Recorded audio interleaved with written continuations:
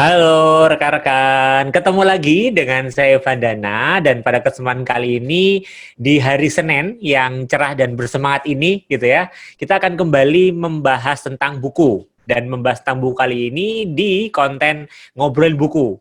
Dan seperti yang teman-teman mungkin sudah mulai ketahui, kalau di konten ngobrolin buku itu saya nggak pernah sendirian gitu ya. Saya selalu bersama dengan sahabat-sahabat saya, selalu bersama dengan rekan-rekan saya. Yang kali ini kita akan kembali mengulas banyak terkait buku dan apa dampak dan manfaat yang bisa kita dapatkan dari sebuah buku. Dan untuk itu kayaknya kita berkenalan dulu gitu ya dengan rekan saya yang entah kenapa hari ini nggak janjian, tapi ternyata bajunya samaan gitu ya.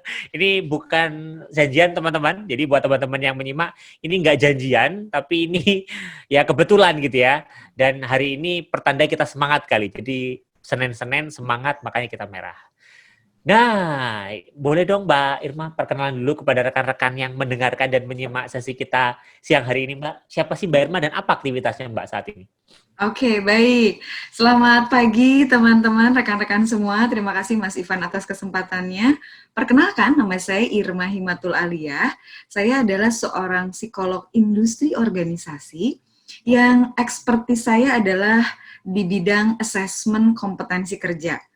Gitu. Jadi saya biasa dikenal dengan asesor kompetensi. Karena topik saya adalah tentang kompetensi kerja, saat ini saya yang merupakan dosen di Universitas Mercu Buana, ini saya melakukan penelitian. Riset saya topik-topiknya adalah tentang kompetensi kerja, gitu. Nah, di Mercu Buana juga saya adalah kepala laboratorium psikologi industri organisasi. Selain itu, saya menjadi founder untuk salah satu platform yang akan segera diluncurkan, gitu ya. Tapi saat ini sudah mulai berjalan, gitu, tentang memilih jurusan kuliah, gitu. Kemudian saya juga sebenarnya adalah HR spesialis di PT Kaseto. Gitu. Siap, terima kasih. Mbak Irma, sebelum kita ngobrol tentang buku gitu ya, aku jadi penasaran tadi. Tadi Mbak Irma menyebutkan tentang asesor kompetensi, ya, salah satu profesi juga saat ini gitu ya. Boleh jelasin nggak sih Mbak, asesor kompetensi itu mungkin bagi teman-teman yang belum tahu, asesor kompetensi itu apa? Boleh dijelaskan sedikit mungkin? Jadi asesor kompetensi itu mengukur kemampuan kerja atau mengukur kualitas kerja pegawai. Nah, kalau kita bisa mendapatkan pengukuran itu, bisa menilai kualitas kerja seseorang, maka kita bisa menempatkan individu itu atau orang itu atau pegawai itu di tempat yang paling pas.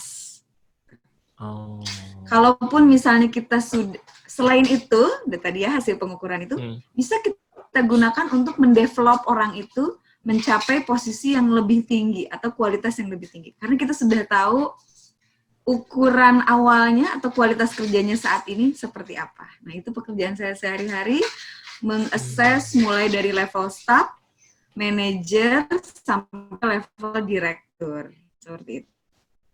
Oke, jadi kalau saya boleh rangkum dari pemahaman saya terbatas ini berarti kita coba melihat ya dan menilai kemampuan, kapasitas yang dimiliki oleh individu itu untuk kaitannya dengan dia bisa bekerja secara efektif di perusahaan gitu Mbak ya?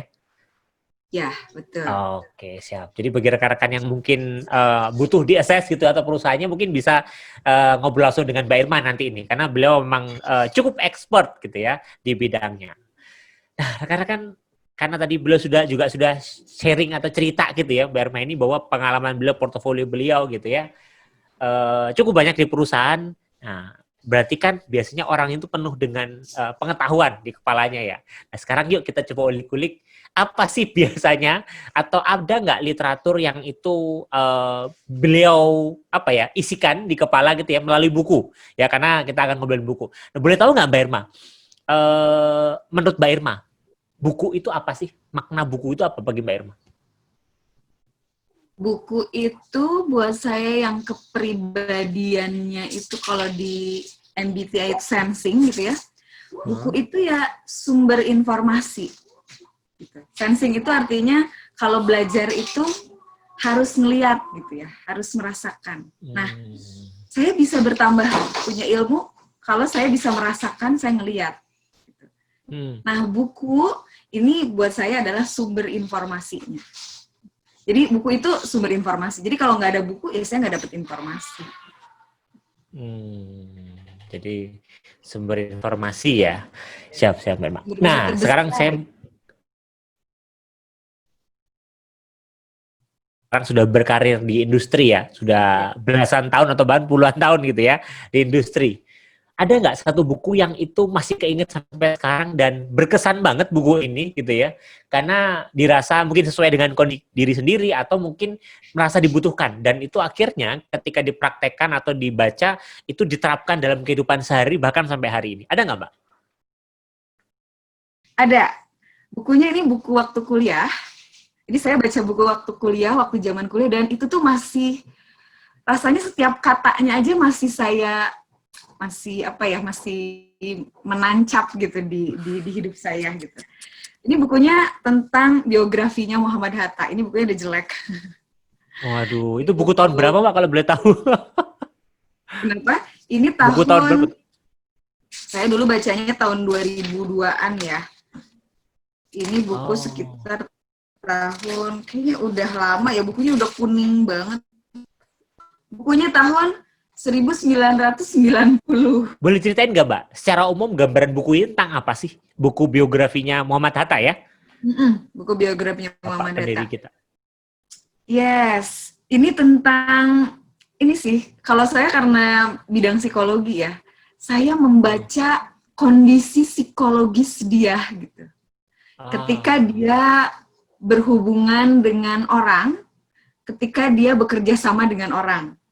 Itu sih, itu buat saya itu begitu menancap gitu sih. Pemaparan di buku ini tuh begitu jelas gitu, begitu clear banget gitu. Dia tidak memuja-muja, tetapi juga tidak mengkritisi. Jadi penulis buku ini nih begitu netral sih, mencoba untuk netral menjelaskan siapa dia. Gitu. Karena yang dijelaskan di sini tuh banyak kekurangannya juga gitu, banyak hal-hal yang gagal dilakukan juga gitu. Dan itu buat saya dalam banget. Contohnya Mbak, ini kan kita berbicara bukunya tentang biografi Muhammad Hatta. Boleh ceritakan nggak salah satu cerita yang teringat banget sampai sekarang yang diingat sama Mbak Irman? Oke, jadi yang paling menurut saya ini menancap buat saya gitu ya. Di sini diceritakan dari awal kayaknya sampai terakhir bahwa Muhammad Hatta itu adalah seorang tokoh yang dia itu rela berkorban untuk orang lain. Dia rela berkorban dan tujuan dia memerdekakan Indonesia bukan untuk menunjukkan bahwa Indonesia hebat, tetapi untuk menunjukkan bahwa inilah peradaban dan kemanusiaan. Inilah peradaban dan kemanusiaan. Dan untuk mencapai itu, saya siap rela berkorban. Kira-kira gitulah Muhammad Hatta ini. Nah itu menurut saya itu wow, luar biasa gitu. Banyak konflik yang dihadapi, banyak banget konflik gitu. Di sini diceritakan konfliknya bahkan terhadap Soekarno, sahabat terdekatnya, orang-orang yang kemudian menikamnya, itu dia hadapi konflik itu. Prinsip dia adalah tadi, pemimpin itu harus siap rela berkorban. Katanya gitu. Oke. Jadi ini kaitannya dengan perjalanan dan lika-liku kehidupan gitu ya. Jadi seorang Muhammad Hatta termasuk juga mungkin pergolakan batinnya. Kalau saya tangkap tadi ya, pergolakan batinnya. Kalau boleh tahu itu udah berlatar setting tahun berapa sampai tahun berapa, Mbak? Dari dia lahir sampai meninggal atau seperti apa tuh ceritanya di buku biografi? Dari waktu dia kecil sampai dia meninggal. Gitu. Dari waktu dia kecil sampai dia meninggal. Jadi perjalanan dia di kampung, proses belajar dia di kampung, kemudian dia pergi ke Jakarta untuk meneruskan pendidikan. Setelah itu dia pergi ke Eropa, ke Belanda. Habis itu dia kembali ke Indonesia. Nah, ke Indonesia ini ada beberapa babak gitu. Yang di situ diceritakan perjalanannya dia tadi itu, yang dia konflik itu begitu banyak terjadi gitu, dan dia hadapi aja. Dia konsisten untuk menerapkan prinsip-prinsip yang menurut dia itu benar gitu.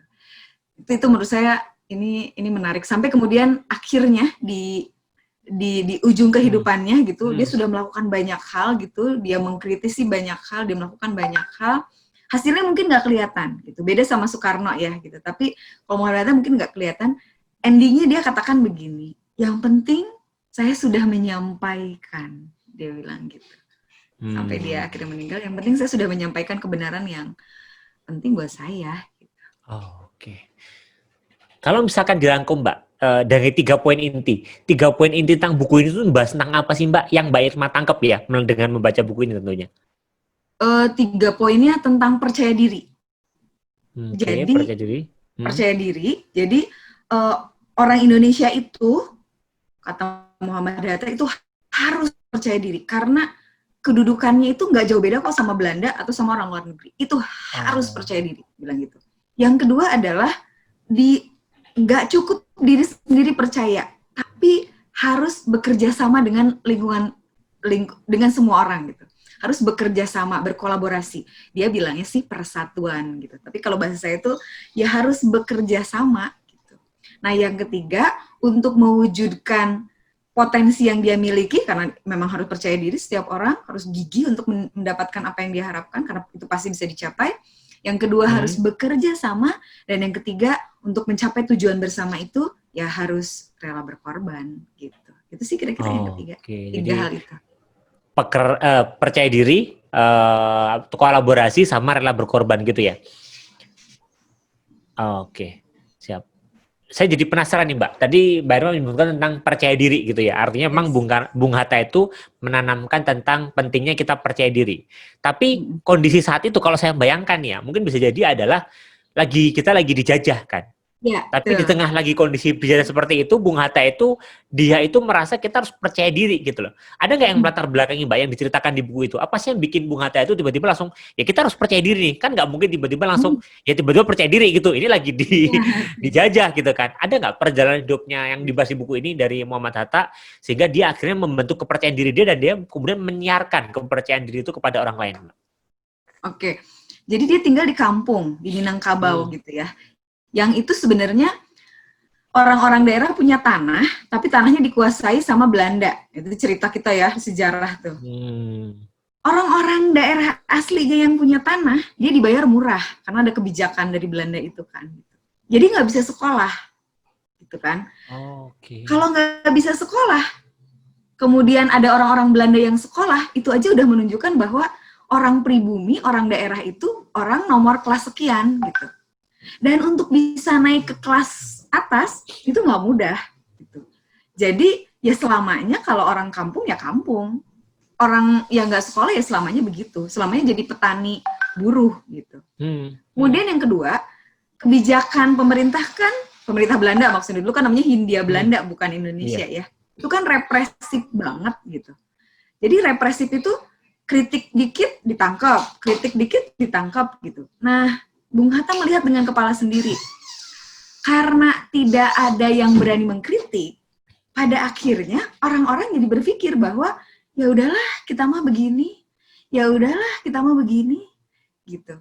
Karena situasinya semua itu, situasi di sekitarnya itu menunjukkan bahwa ya kalau petani ya begitu, gitu. Yang berkuasa Belanda, kita nggak bisa. Jadi kalau dikontekstualkan dengan sekarang, ya kalau sekarang gitu. Ya orang Indonesia itu kalau ngeliatin ya itu mah kan orang lain, kita mah Indonesia ya kita mah orang Indonesia ya apalagi di sekitarnya nggak ada yang maju gitu. Itu Muhammad Hatta tuh bilang, ini gimana kita mau membangun bangsa, mau merubah situasi kalau kitanya sendiri nggak percaya bahwa kita tuh hebat gitu. Allah tuh udah kasih kehebatan dalam diri kita gitu. Itu Muhammad Hatta. Nah, ada satu quotes dari pamannya. Pamannya bilang, even dirimu sendiri berjuanglah. Even kamu sendiri, nggak ada orang lain, capailah impianmu. Kira-kira kayak gitu. Nah, Muhammad Hatta bilang, ini kayaknya percaya diri itu kunci untuk berhasil, kunci untuk mengubah situasi. Harus percaya sama diri, bahwa diri itu hebat. Itu dulu sih. Gitu. Dan Muhammad Hatta pada saat itu, dia meneruskan sekolah di sekolah Belanda. Habis itu dia pindah ke Jakarta, dan pada saat itu, ketika dia mau meneruskan pendidikannya lagi kan uangnya udah nggak banyak gitu ya, karena pamannya itu udah bangkrut gitu ya. Dia pergi ke Belanda gitu. Di zaman itu loh orang lagi nggak kenal sekolah. Apa itu sekolah gitu, dia pergi ke Belanda. Dan pada saat itu saya ingat banget di buku ini, waktu dia dari SD dia belajar bahasa Prancis. Jadi bahasa Prancis, bahasa Belanda, bahasa Inggris, dan gila. Orang-orang nggak ada yang belajar itu. Dia sendiri belajar itu. Wow. Ini percaya diri. Iya. Jujur Mbak, tadi dengar kata Bung Hatta belajar bahasa, saya itu sampai sekarang juga penasaran gitu. Karena setahu saya juga Bung Karno, Bung Hatta itu kan bisa banyak bahasa gitu ya.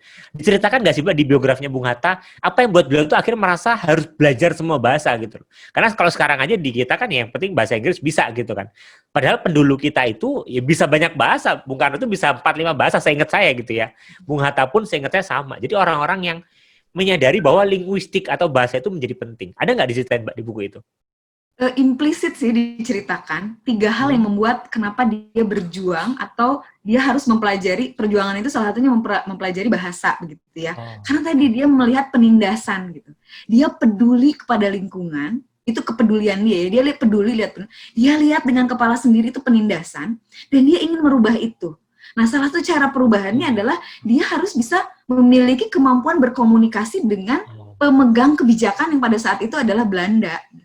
Jadi terdorong atas kepedulian dan kemauan untuk mengatasi penindasan itu. Sehingga dia terdorong sangat kuat gitu untuk bisa mempelajari bahasa, yang bahasa itu nanti akan dipergunakan ke depannya berbicara atau berkomunikasi dengan pemegang kebijakan itu. Jadi dia karena ada motivasi itu. Makanya di sini dibilang dia dewasa sebelum waktunya gitu. Karena tadi melihat penindasan itu gitu. Jadi saya harus belajar nih gitu. Gimana nih caranya? Nah, tadi di poin 2 juga tadi baru menyampaikan bahwa Bung Hatta itu hal yang ditangkap juga di biografi Bung Hatta adalah tentang kolaborasi atau kita bekerja sama gitu ya. Ada nggak ceritakan di buku ini? Kenapa sih kok kemudian lagi gini ya? Saya ngeliat kan ini kan lagi terpecah-pecah. Kita ketika itu dijajah terpecah-pecah. Apa yang membuat Bung Hatta tercetus bahwa ya kita harus kerjasama nih, kita harus bareng-bareng nih, kita harus menyatukan nih bangsa kita gitu. Gitu gimana Pak? Ini menarik banget. Kan ide besarnya Bung Hatta itu koperasi ya. Kooperasi itu kan sebenarnya kerjasama gitu. Nah, ini bedanya Bung Hatta dengan Bung Karno mungkin ya kalau bisa dibandingkan gitu. Bung Karno itu kan dia mengumpulkan orang, kemudian dia berbicara gitu kan, orasi. Dia membangkitkan semangat. Bung Hatta itu dia melengkapi proses perjuangan kemerdekaan. Karena kepribadian dia itu adalah dia itu ingin menjalankan sesuatu secara konkret dan ini berkelanjutan, kira-kira gitulah. Jadi menjalankan misi yang berkelanjutan, yang diorganisir secara baik, supaya proses yang terorganisir secara baik ini nanti bisa menjadi estafet langkah-langkah selanjutnya, kira-kira gitu. Kalau misalnya Bung Karno memilih semangat, membangkitkan semangat gitu, nah Bung Hatta itu mengkonkretkan atau menerjemahkan itu dalam bahasa yang lebih konkret gitu ya. Ya tidak ada caranya, tidak ada cara apapun selain bahwa dia harus mensinergikan orang-orang yang sudah punya kepercayaan diri itu. Gitu. Jadi mensinergikan orang-orang yang sudah punya kepercayaan diri itu. Gitu. Jadi orang yang sudah punya percaya diri itu disinergikan gitu. Nah, beliau percaya bahwa ketika disinergikan satu sama lain gitu, bukan hanya 1 atau 2 atau 3 yang kekuatan yang dimiliki oleh 3 orang, misalnya kita tahu tapi sebenarnya kekuatan 3 orang itu bisa jadi 10.000, 20.000, bahkan bisa mengguncang dunia gitu. Nah, Bung Hatta bilang ini kerjasama ini penting banget gitu. Kita mau ngelawan penjajah, mau ngelawan sesuatu hal yang hegemoni itu udah penindasan itu udah berlangsung lama gitu. Strategi terbaiknya adalah bekerja sama satu sama lain untuk mengatasi ini bersama-sama. Karena kalau sendiri itu nggak bisa. Ini harus harus bersama-sama gitu untuk menghasilkan impact yang hasilnya itu jauh lebih banyak gitu, lebih besar. Gitu. Siap. Jadi biar energinya nggak kebuang gitu ya. Satu ke kiri itu kan jadinya sia-sia. Tapi gimana caranya satu ke depan ya semuanya ke depan gitu ya. Makanya dan perlu. itu sistematis, tersistem. Jadi Muhammad Hatta ini kan orangnya itu dia itu sangat detail ya. Jadi kalau jadi ingat Mas Ivan. Dia jadi orangnya detail gitu, terus nongkrongin sampai selesai. Bahkan semua proses administrasi itu tuh lengkap banget sama Bung Hatta. Jadi dia ikut organisasi, administrasinya lengkap gitu kan. Dia mensinergikan hasil-hasil kerjaan temannya gitu. Bahkan yang dulunya nggak ada uang, organisasi tiba-tiba jadi punya uang mandiri gitu. Itu rapih banget gitu. Nah, kelebihannya lagi adalah dia mensinergikan orang-orang itu secara rapih juga gitu. Jadi ini termasuk manajer yang rapih lah kalau dalam sisi organisatoris, administrator itu prosedurnya itu jelas gitu, Muhammad Hatta ini. Benar. Berarti tadi gimana? Makanya kemudian tercipta koperasi versi Indonesia, karena koperasi versi Indonesia ini beda sama koperasi di luar gitu. Apa bedanya, Mbak? Dijelaskan nggak di biografi itu juga bedanya? Jadi bedanya adalah kalau koperasi di luar itu kan gini, ngumpulin modal, ini Mas Ivan orang ekonomi ya, ngumpulin modal, habis itu kemudian dipakai, kemudian kan ada keuntungannya tuh sedikit gitu ya, terus balik lagi ke anggota gitu ya. Benar. Nah, kata Muhammad Hatta, Indonesia nggak kayak gitu. Jadi ngumpulin modal, keuntungannya bukan cuma buat anggota, tapi juga buat mensejahterakan masyarakat sekitar. Gitu. Jadi untuk dia, makanya kemudian misalnya gini, koperasi batik gitu. Batik itu bukan cuma buat anggota-anggota pengrajin atau pembeli batik, tapi masyarakat yang lain juga harus punya dampak positif atas adanya bukan bisnis, atas adanya koperasi ini gitu. Kayak gitu. Nah, kemudian koperasi misalnya pertanian gitu. Nah, itu tuh harus ini. Nah, kata Muhammad Hatta, dia sangat suka mengempower gitu, mengempower. Jadi bentuk kerjasama yang dilakukan atau didorong oleh Muhammad Hatta itu bukan kerjasama yang itu dari atas ke bawah, tapi itu harus benar-benar kesadaran individu-individu. Jadi individu-individu tuh di-empower dulu, didorong dulu supaya dia punya kesadaran, kemudian akhirnya mereka bisa bersatu tuh satu sama lain gitu.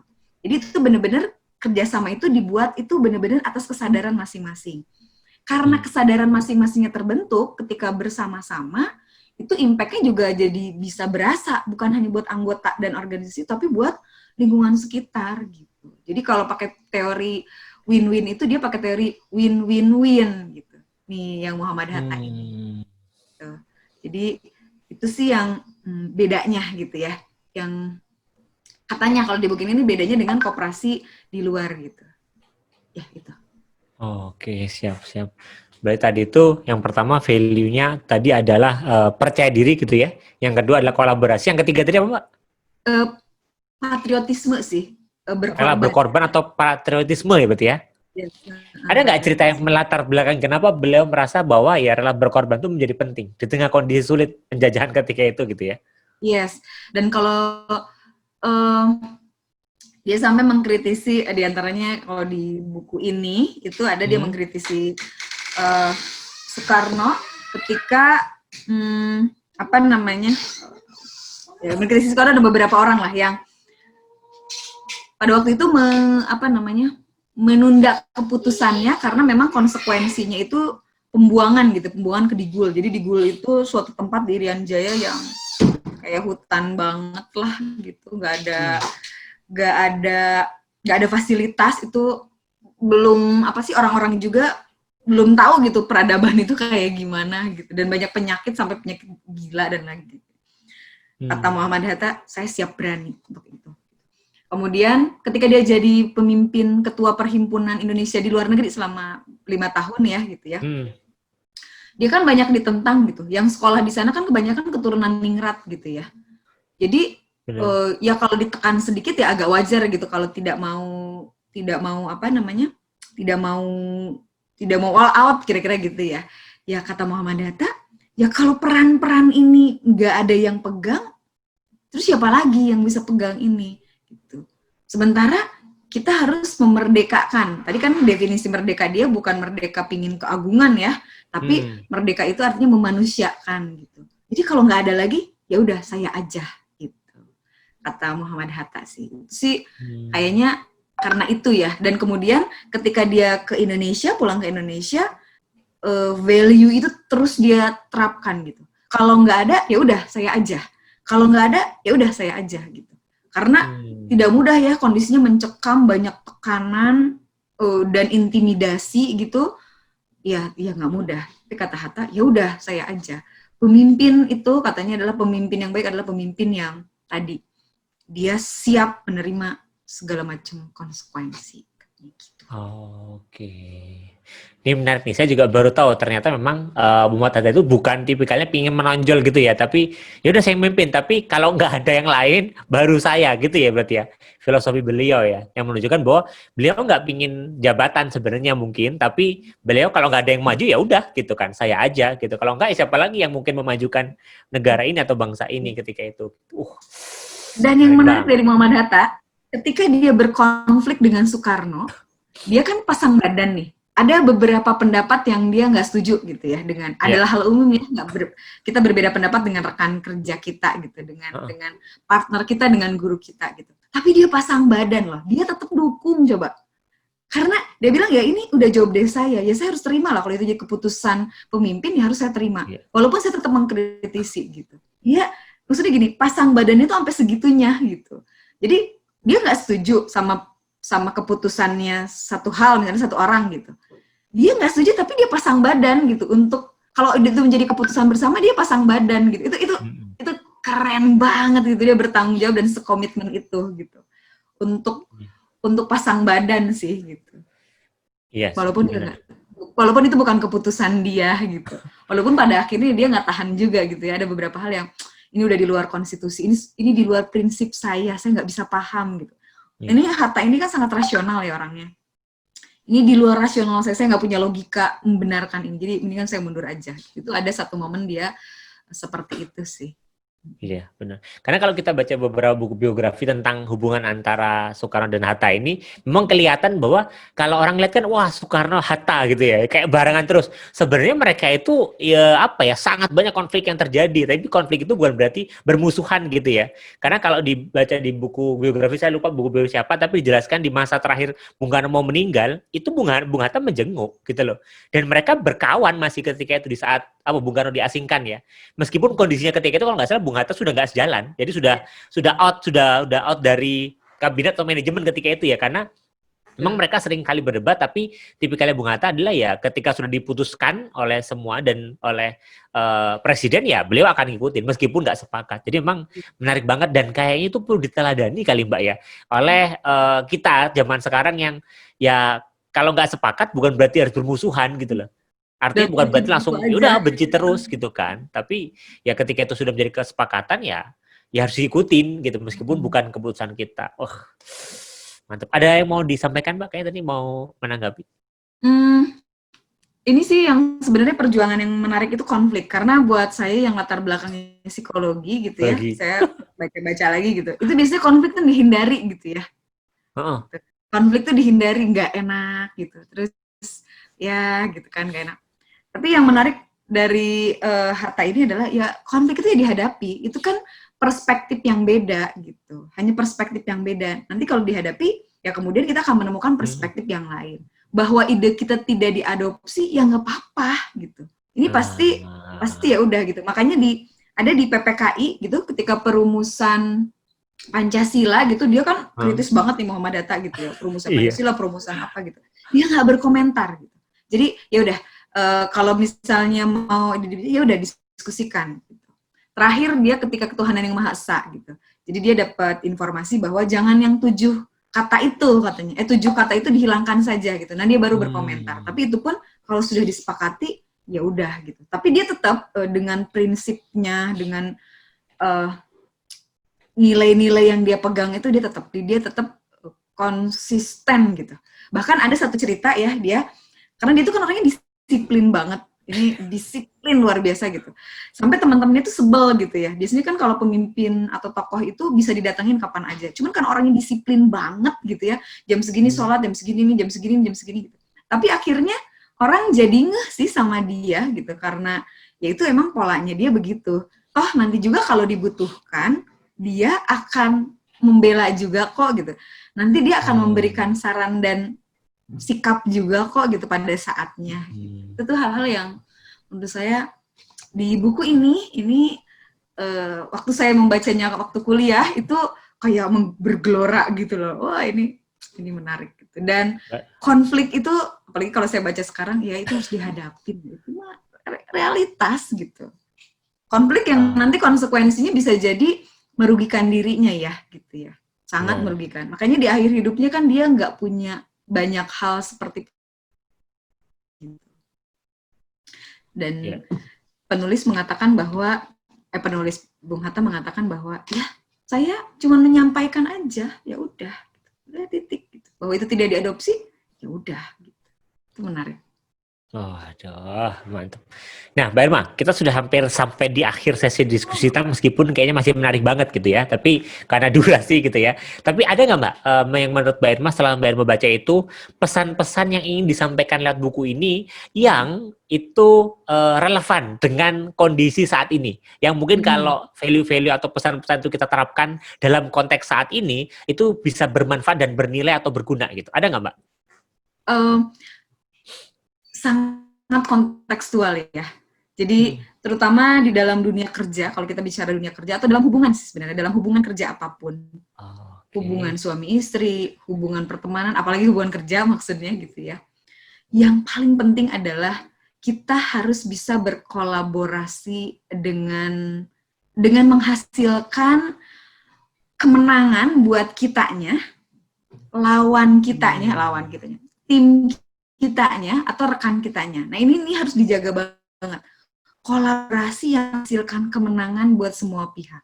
Nah, untuk menciptakan kemenangan di dalam sebuah proses kerjasama atau kolaborasi, kuncinya adalah kita harus paham dulu siapa diri kita dan apa yang kita akan berikan di dalam kolaborasi itu. Jadi kita harus jelas dulu, kita ini punya apa dan mau apa. Itu harus jelas. Kemudian yang kedua ya kita harus pahami orang lain itu kebutuhannya apa. Dan ketika kita sudah ketemu nih, apa yang bisa kita sinergikan atau kolaborasikan, maka poin paling penting di dalam sebuah kolaborasi yang efektif adalah kita harus rela berkorban terlebih dahulu. Jadi rela berkorban terlebih dahulu di dalam tim itu gitu. Itu kayaknya itu yang paling efektif untuk menciptakan sebuah kolaborasi yang dampaknya itu tuh luas, nyaman buat orang di dalamnya juga buat orang di sekitarnya. Tadi itu berkorban. Kalau bahasa psikologinya tuh altruisme, memberi tanpa berharap terlebih dahulu. Kalau sebuah kolaborasi tanpa altruisme, menurut saya itu kolaborasinya nggak bisa efektif. Atau kalau kita punya kemampuan kerjasama tapi nggak punya altruisme, dipastikan proses kerjasamanya nggak akan asik, kira-kira. Nah, supaya asik, milikilah altruisme atau sikap rela berkorban tanpa berharap imbalan di dalam sebuah proses kerjasama atau di dalam sebuah relationship atau di dalam sebuah kolaborasi. Itu kayaknya penting deh untuk dimiliki saat ini. Waduh, oke banget. Sepakat banget lah dengan yang sama Mbak Irma tadi. Dan kayaknya ini juga bisa menjadi tips dan trik buat teman-teman ketika nanti beraktivitas, berorganisasi, bangun hubungan dengan orang gitu ya. Artinya ya nggak selalu kita harus mengharapkan imbalan. Meskipun ya kalau saya dengar dari beberapa pepatah gitu kan bilang kalau kita punya niatan baik ya pasti akan kembali hal baik. Tapi bukan berarti kan itu mengharapkan imbalan gitu kan. Ya biarkan itu kondisi dan situasi yang akan kembali berbaik buat diri kita tanpa kita mengharapkan sesuatu. Terima kasih banyak Mbak Irma, banyak banget ilmu yang dapatkan hari ini gitu ya, dan yakin teman-teman di sini juga yang menyimak sesi ngobrolin buku kali ini juga pasti dapat banyak manfaat. Demikianlah rekan-rekan dari sesi ngobrolin buku tentang biografi politik Muhammad Hatta pada kesempatan kali ini. Itu dari saya. Silakan bagi teman-teman yang penasaran bisa dibaca, meskipun bukunya kayaknya sudah jarang gitu ya. Bukunya ditulis oleh Deliar Nur gitu ya, yang tahun 1990 ya. Tapi ada edisi barunya sih kayaknya. Edisi barunya ada, saya pernah lihat. Boleh tuh, silakan browsing di Google atau di toko buku online terdekat gitu ya kalau teman-teman penasaran biografi politik dari Muhammad Hatta yang ditulis oleh Deliar Nur. Moga-moga bermanfaat. Moga-moga apa yang kita ngobrolin kali juga bermanfaat buat teman-teman dan sampai ketemu di sesi ngobrolin buku selanjutnya. Dadah.